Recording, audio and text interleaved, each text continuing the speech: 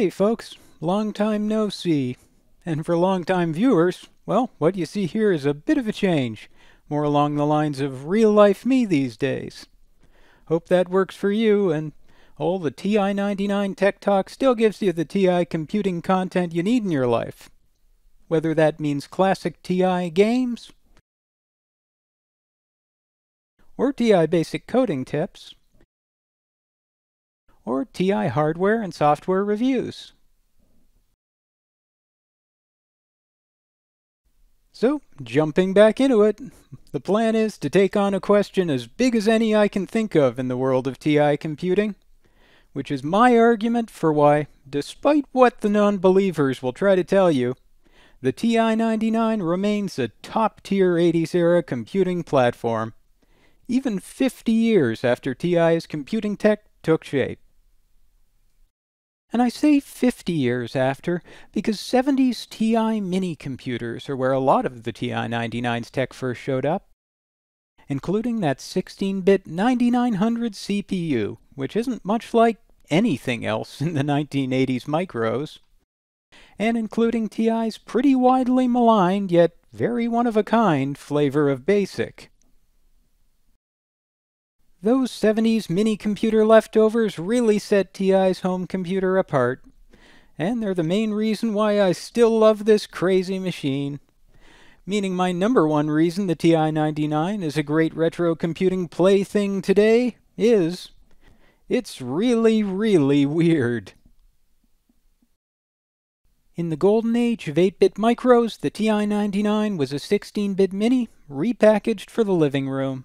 Which is weird enough right off the bat, but to make things even stranger, that 16-bit TMS 9900 CPU only has 256 bytes of RAM on hand. Since to make all the system's fancy graphics possible, the other 16K is dedicated to the 9918 video processor. So a sensible, affordable 6502 micro, this sure isn't. And if you want to do the magic some folks do these days on the TI-99, you're going to have to forget what you know about first-gen home computers and learn the weird workings of the TI-99. But for me, that just means a more interesting experience from start to finish. Now at the outset, the downside for TI was they'd made a micro whose hardware cost way too much to be profitable. And when they debuted the 99.4 in 1979, it came at an absolutely dire price.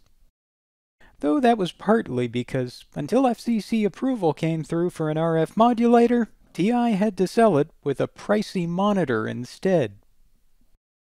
Still, TI believed that if they could conquer the computer market with their education, productivity, and entertainment software, the software side itself could pull a profit, even with the system as economic dead weight. So they doubled down on putting their computers in living rooms worldwide, no matter what that cost them. And on the bright side, that did end up making the TI-99 a super affordable micro for us end users. So that then or now, price and production volume really are a part of the system's upside. TI promoted it like crazy and a lot of people bought in, which was terrible for TI's bottom line, like I say, but served our purposes well enough, getting a lot of us our first home computer for next to nothing, and moving over 2.5 million 99.4A computers between 1981 and 1984, which in the long run has meant that an awful lot of 99.4As are still out there in good condition today. Thanks to those sheer numbers, first off, but also thanks to the build quality that went into each one. Though that durability really starts outside the computer with this sturdy, reclosable corrugated cardboard box. Plus inside that, the foam clamshell the computer sits in. And yes, I am 100% arguing that one of the machine's best design features at this point is a cardboard box. Because that packaging kept a whole ton of TI-99 units well protected and in great condition when they went back into storage in the mid-80s.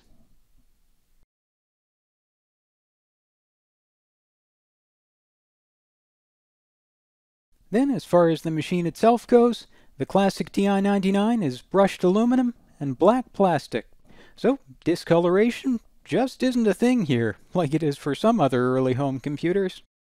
And while TI did release a beige TI-99 later on, that was in much smaller numbers, so most 99ers completely dodged that computer beige bullet with their beautiful black and brushed aluminum computer. Then, as for components, the TI doesn't really have any components that just always fail. Though, if you bought TI's first-party joysticks, I'll admit those usually do just fail after a while. But in that case, most people got around the issue by buying an adapter for Atari sticks instead.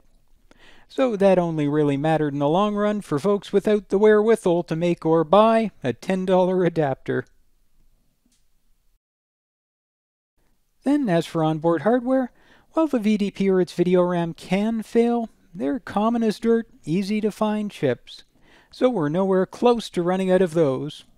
And anyway, in plenty of TI machines, like my TI-99 here, those chips are still running fine 44 years after they were popped into the board. So here's hoping these machines make it all the way to 50, and in 2029 I can pop Hunt the Wumpus into my 99.4 one more time, played as solid-state software the way it was meant to be. The odds seem pretty good as far as that goes, given the way TI's solid-state software cartridges have stood the test of time. Heck, TI liked cartridges so much, even their peripheral cards look like cartridges, with the peripheral expansion box being built like a tank, and every TI expansion card inside it coming in its own cartridge-style casing. TI did release basic cassette software too, but even a bunch of what TI wrote in BASIC ended up on cart. So on the whole, this was a computer that lived and died by its carts. And in the end, TI cart games are most of what keeps people talking about the TI-99 today, starting with cart versions of the best arcade games of the era. Now naturally, one thing any 1979 computer is going to need is a Space Invaders clone. And TI Invaders really goes above and beyond expectations there. Since instead of having just one type of invader, TI Invaders adds a new kind of invader on every level, with different shapes, sizes, and animations making them trickier to hit as the game goes on. Then elsewhere, in Nintendo arcade game ports, the TI-99 got Popeye, a great little platformer that looks better on the TI than on any other early 80s computer, and which plays really nicely too, only getting one-upped by Nintendo's own Famicom version a while later. Plus, we got a phenomenal Donkey Kong port from AtariSoft, which really does bring the arcade game's action home in a world of early 80s Donkey Kong ports that saw a lot of pretty sad attempts to do that elsewhere.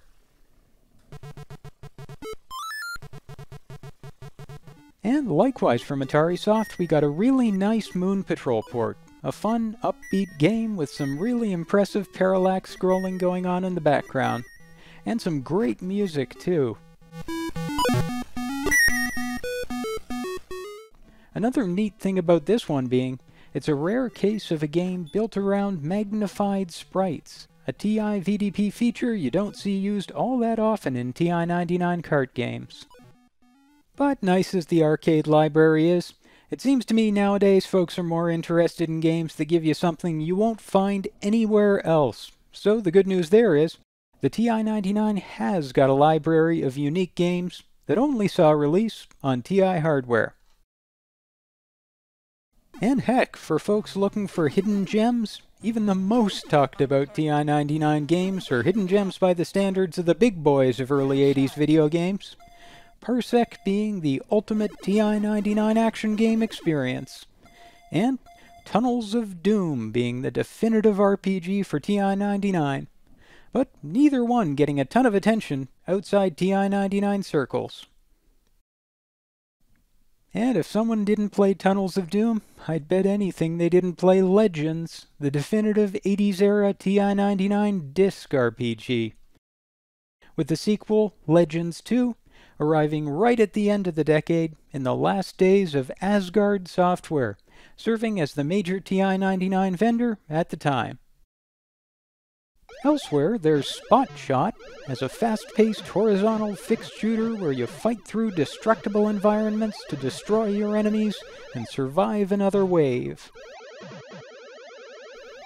And even original titles like those aside, what the TI-99 got in the arcade port category was often one of a kind itself, with Data East porting Astro Fighter for the Deco cassette system, as well as their game Treasure Island to the TI-99 and absolutely nothing else.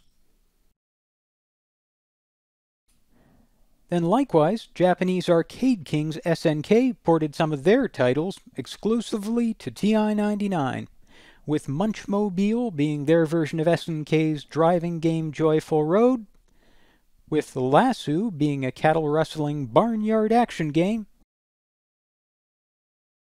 and with Fantasy being a multi-screen adventure where you fly through the jungle and do battle with pirates.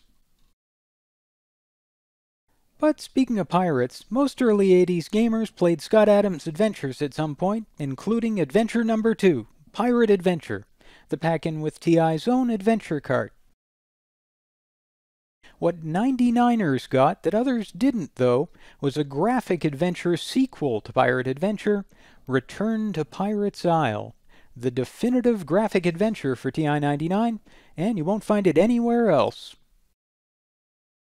Another big contributor of one-of-a-kind TI titles is Milton Bradley, who wrote the first games the TI got in 1979, but also wrote a whole bunch of the last official titles in 1984, including the top sports game for TI-99, Championship Baseball. Though what makes it such a one-of-a-kind title is less the software side and more the hardware you play it with, which is arguably the oddest expansion device the TI got, the MBX. Cool expansion options like this one being one of the biggest perks of the TI-99 throughout its life. In the case of the MBX, what you get is speech synthesis, speech recognition, then an analog joystick with a rotation axis, and a keypad with custom overlays, which is a lot of additions delivered, all in one package. And though it didn't get a ton of games, the ones it got are pretty cool. But speech was already an expansion feature of the TI-99, of course, and one of the first ones it got back in 1980, with TI Trek being the first game to use it to enhance the classic Super Star Trek experience. Ready to start, Captain?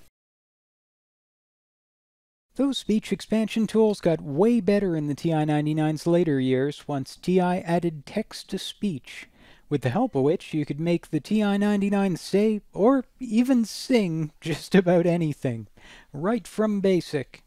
It's time to play the music. It's time to light the lights. It's time to meet the Muppets on the Muppet Show tonight. But most of your TI expansion tools aren't sidecars, and are instead cards to throw in your PEB, the Peripheral Expansion Box. The three must-have options there being your 32K RAM expansion, your RS-232 card, and your disk controller, at which point impressive disk games really become a possibility, like Warzone 2 here, which shows off beautifully what the TI-99 can do graphically, if not so much what it can do sound-wise. Though as far as that goes, what it can do sound-wise is pretty worth talking about. Of course, that starts with synth, which is a great addition to any game. Countdown. 5, 4, 3, 2, 1. Advance to next level. But for me, it's also just a fun feature to play with for its own sake, as you've seen in my examples of that. Please, no. The bedrock of the TI-99 soundscape, though, is the TMS-9919 audio processor, which gives you 3 voices and 2 noise types. And even just used in the most straightforward way, as 3 tones and a noise generator, you can make the system sing pretty sweetly.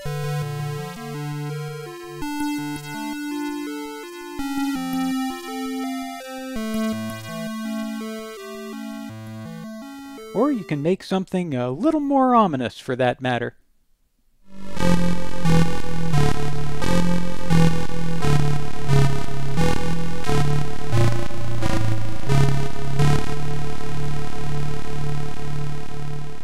But use it to produce digital sound, and even more amazing things happen.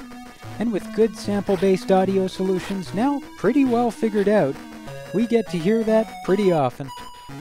Plus, as you can see here, you can kind of have your cake and eat it too on the modern TI-99, with both great audio and amazing game graphics.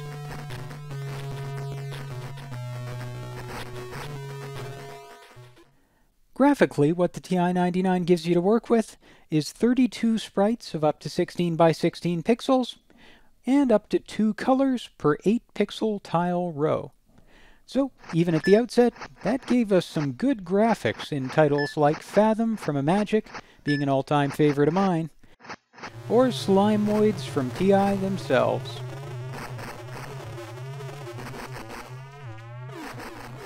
But later on, once folks got the hang of working with the 9918's kind of odd bitmap mode, the late 80s let us really see the kind of art the TI-99's graphics processor could put on screen.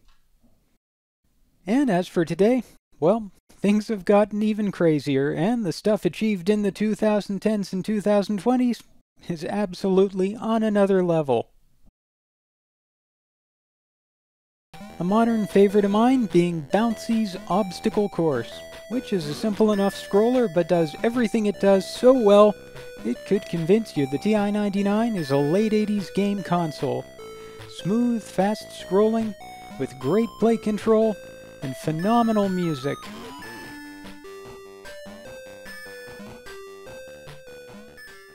And we've got Dragon's Lair, a full-fledged implementation of the Laserdisc game running straight from cartridge on TI-99, with no expansion hardware outside the card itself, delivering visuals like nothing we'd ever seen before on TI-99.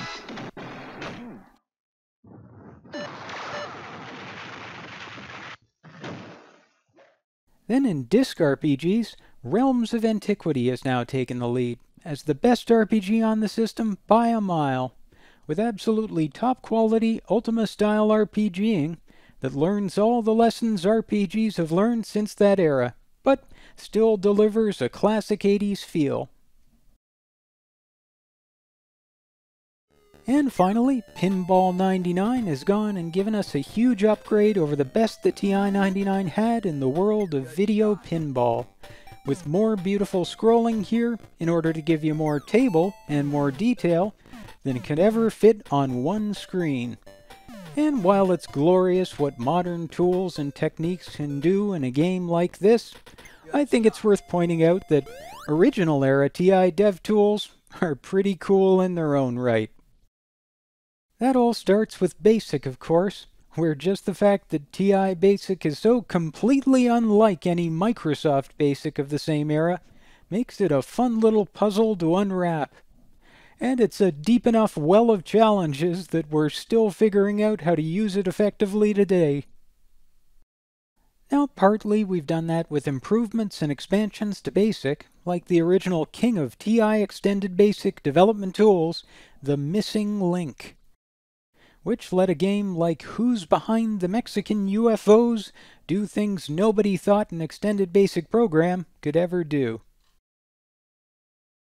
Then outside BASIC, you've got TI Logo, a procedural language that's a member of the Lisp family and which comes with an integrated sprite designer, and even the ability to manage sprites as lists, to do complicated sprite animations with simple compact statements.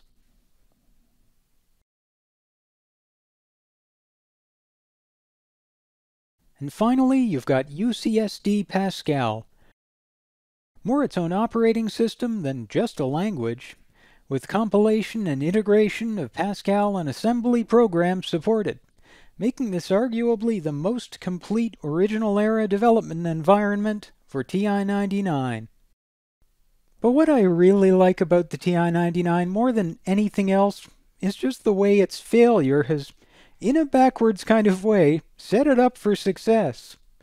Because TI abandoning it right when its user base exploded in 1983 meant that suddenly the system was ours to do with as we pleased. If it was going to keep on doing good work into the mid-80s, well, the community would have to make that happen. Which it did, releasing new software to expand on what came before, and new development tools to make continuing to do that easier. That can-do underdog attitude is what I love about the TI-99 more than anything else, and it's a big part of why I love working with it still today, because the TI turned almost right away into a system documented and supported by its users, instead of by its vendor. Meaning resources and support are just way better than they have any right to be. And new development milestones keep on coming and showing us what else the system can do. So I hope I've made my case for why the TI-99 is an awesome retro computer when all is said and done. And I hope you've enjoyed this video, after a bit of a break on my part from the retro computing and the online sphere. Hopefully, I'm back again soon. See you next time.